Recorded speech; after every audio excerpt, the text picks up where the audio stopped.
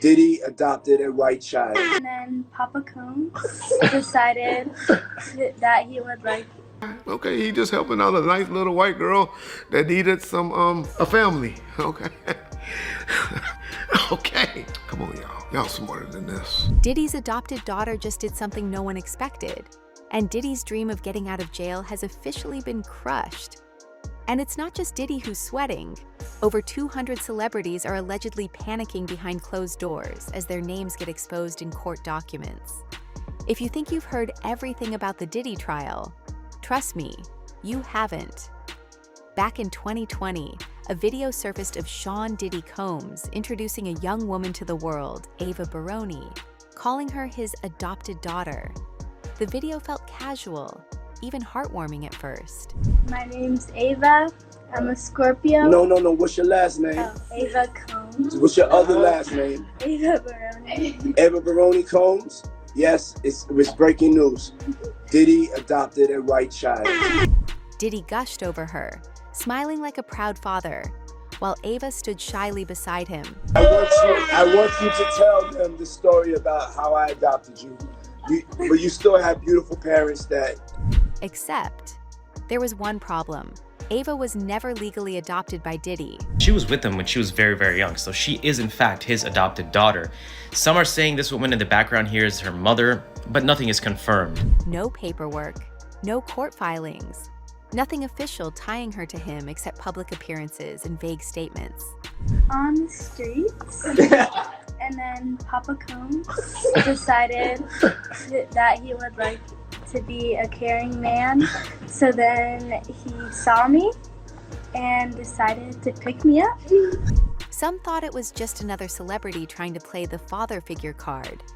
But others, especially now, are starting to believe that there was a much darker reason why Diddy kept her so close. This is my life.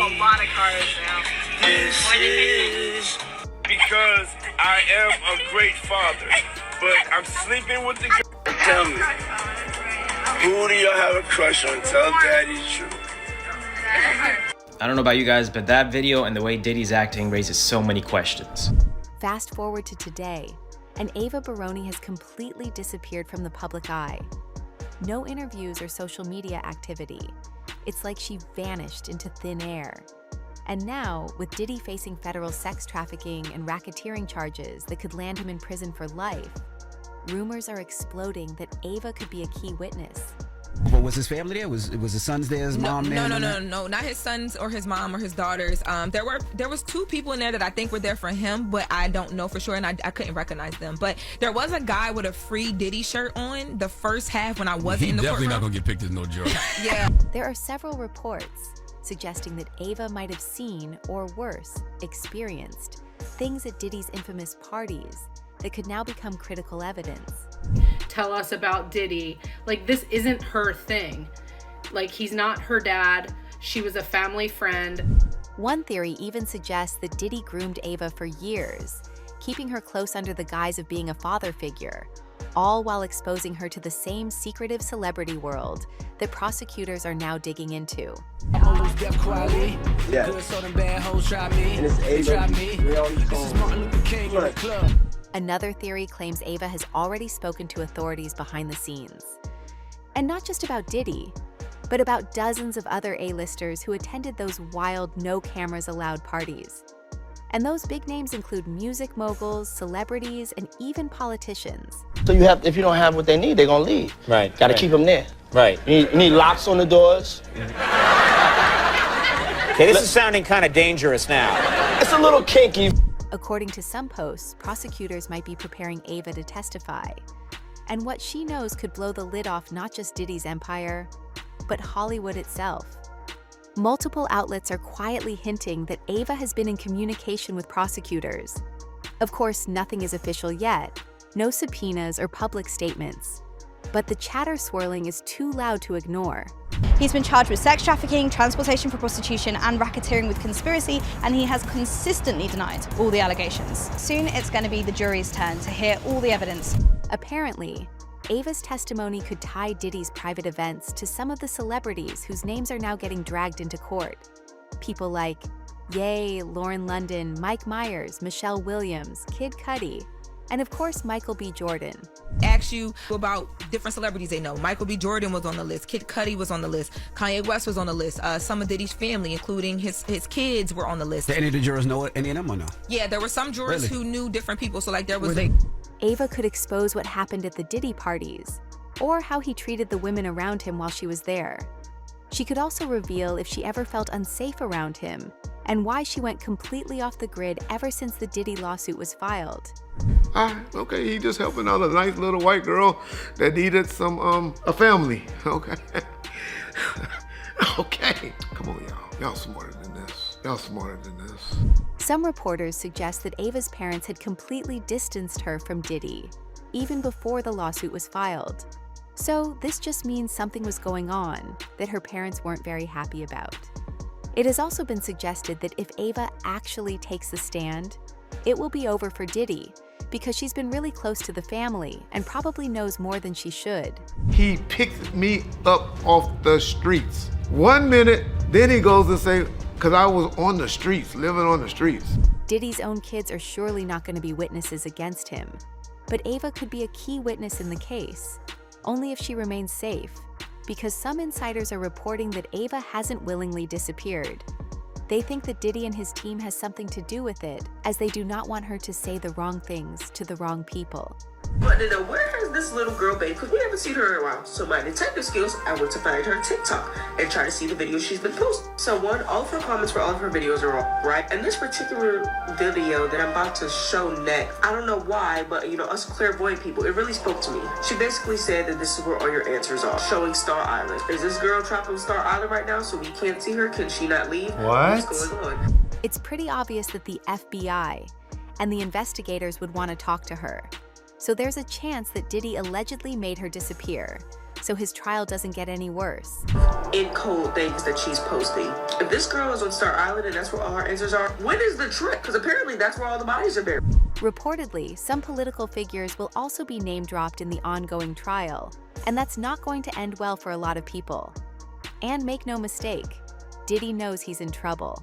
He's fighting for his life, literally. Like, I mean, he came with a case of paperwork. He was on the tablet sitting next to Brian Steele. He's reading every juror profile. During the very first day of trial, he told the judge, "I'm a little nervous today." And honestly, that might be the understatement of the year. His lead defense attorney already quit back in February, issuing a public statement that said, "Under no circumstances can I continue to effectively serve as counsel for Diddy." When your top lawyer runs for the hills before trial even starts, yeah, you know it's bad. Freedom, I guess, might be riding on his lawyer's abilities to emote. Absolutely. Act in some cases.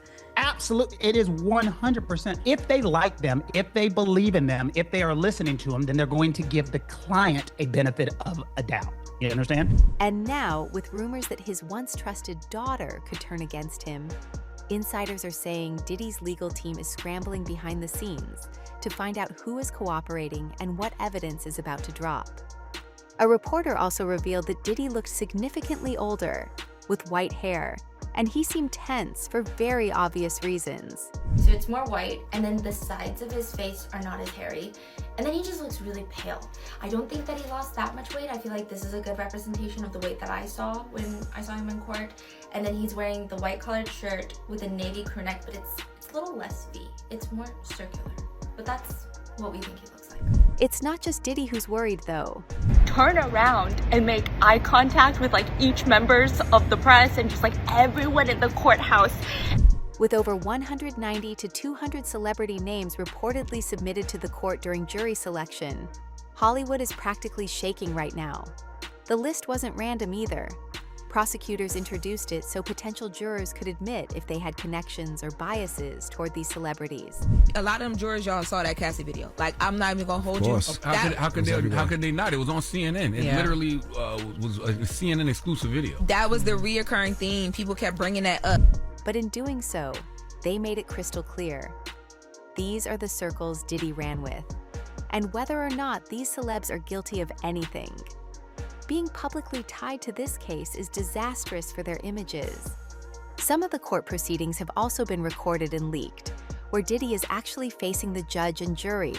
This is wild, and the stuff that was being said has everybody online shook. Most people, including me, just can't get over how this was actually recorded. Like, how did this person do that? They would have sold this for a fortune to the media, but if they ever got caught, it's game over. Meanwhile, the trial itself is heating up. Jury selection is still underway, with the final jury seated already. The demographics so far: mostly men, 8 to be clear, and 4 women, with ages ranging from 30 to 74. Jurors were grilled extensively about their familiarity with Diddy and the celebrities named. Questions even touched on personal run-ins with law enforcement, views on celebrities, and bias against people in the music industry. I want to say when all the jurors, there were like 30-something jurors that were called to the stand to answer extra further questions to see if they can qualify to be jurors on this case. And let's be real, prosecutors are aiming for jurors who won't get starstruck when names like Kim Kardashian or Leonardo DiCaprio come up. They need people who can focus on the crimes, not the fame.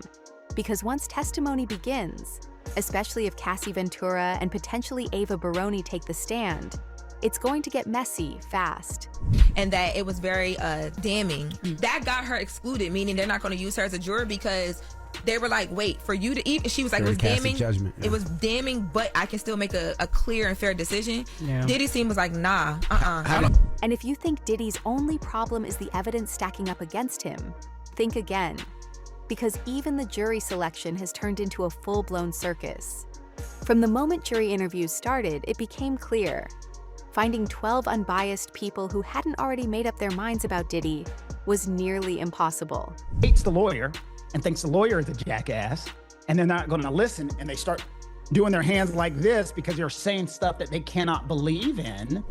Everyone they find either hates Diddy or at least sees him as a bad person. Some potential jurors flat out admitted they couldn't be fair. One woman openly said she believed Diddy could buy his way out of jail because of his wealth, and revealed she had her own traumatic past with attempted assault. This man had absolute power, more power than the average US citizen will ever have. He had teams of people dedicated to getting him anything he wanted, and he abused this. He thought no one would stand up to him. So that would be number one, I guess, relating to the RICO charge. She didn't trust the system to protect victims, and she sure wasn't going to trust Diddy. Another potential juror was dismissed because he worked at the same jail where Diddy's being held. Yeah, imagine sitting on a trial when you literally have a connection to the defendant's jail cell. Not exactly ideal, and it didn't stop there. Dozens of potential jurors had already seen the infamous 2016 surveillance footage showing Diddy assaulting Cassie Ventura. Every single time someone brought up the hotel video, okay, not every single time, but many a times I was staring at Diddy and he would visibly shake his head when people were describing the hotel video. Some called it damning. Others said it made them sick. A few claimed it wouldn't affect their impartiality. But let's be real. You don't just unsee something like that.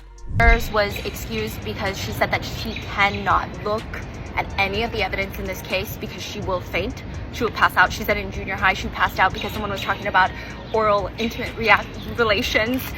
At one point, it almost felt like every person walking into that courtroom already had an opinion, and none of those opinions were good for Diddy.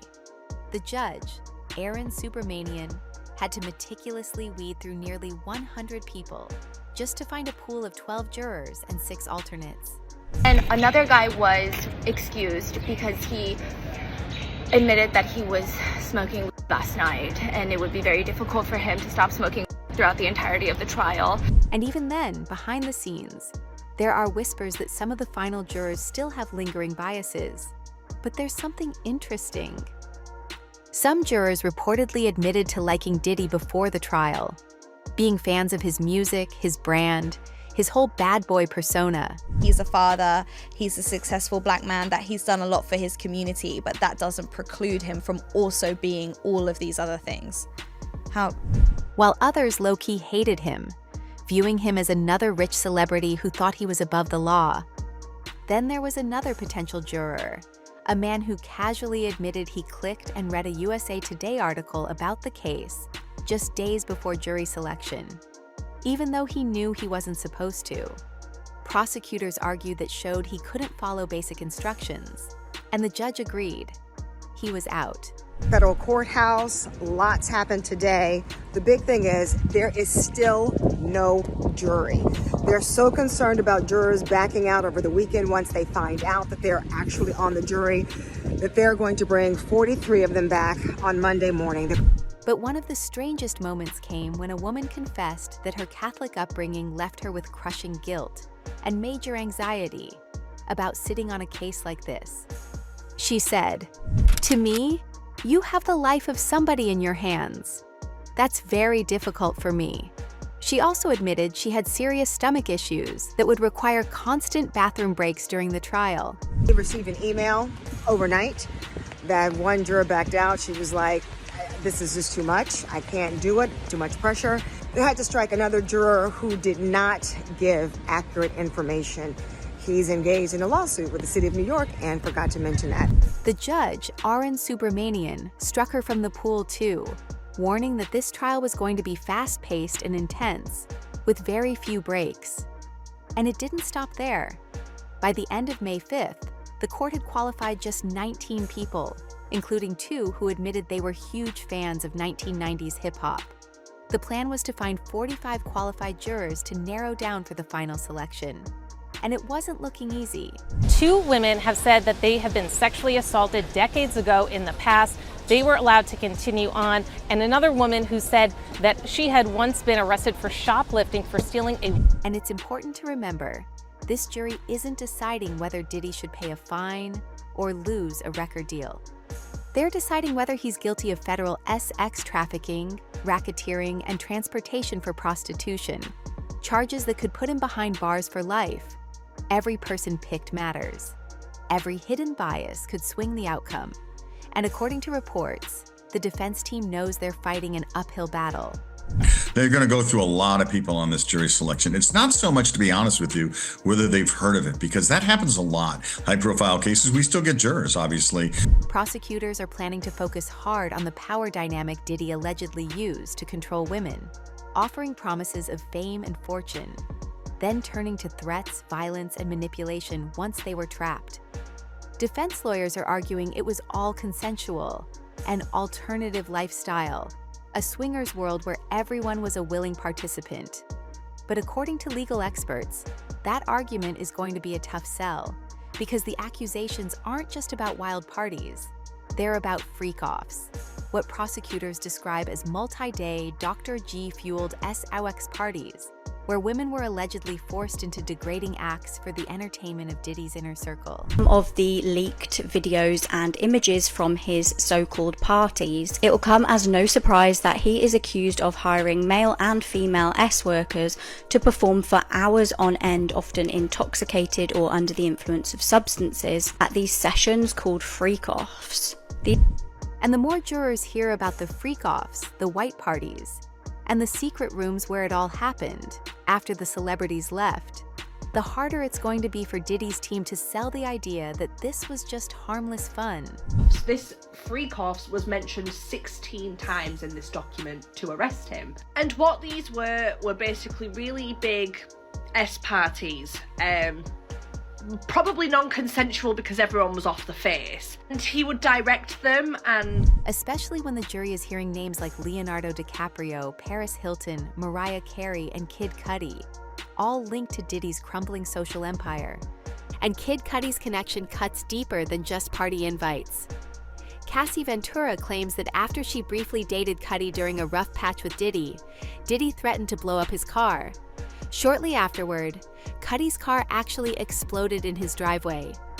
That doesn't sound like a coincidence. The car actually did get blow up. So I would say that was accurate. I would say that. Yeah, and I guess after that, Cudi didn't want anything to do with Cassie because this was like, okay, this was more than I bargained for. Yeah, he definitely didn't have nothing to do with her anymore after that. But the jury will have to decide. One thing's for sure. As these connections come out, it becomes nearly impossible to pretend this was just consensual partying. And if Diddy's adopted daughter, Ava Baroni, takes the stand and starts connecting these dots out loud, Hollywood's elite won't just be watching, they'll be panicking. Because the biggest trial of the year might not just be about Diddy anymore. It might be about the entire system that protected him for decades. And that's the real danger for Hollywood right now. Because if Diddy's own daughter, the girl he once showed off his family, is willing to come forward, then who else might break their silence next? So, do you think with this jury, there's any chance Diddy will not get life in prison? Let me know in the comments.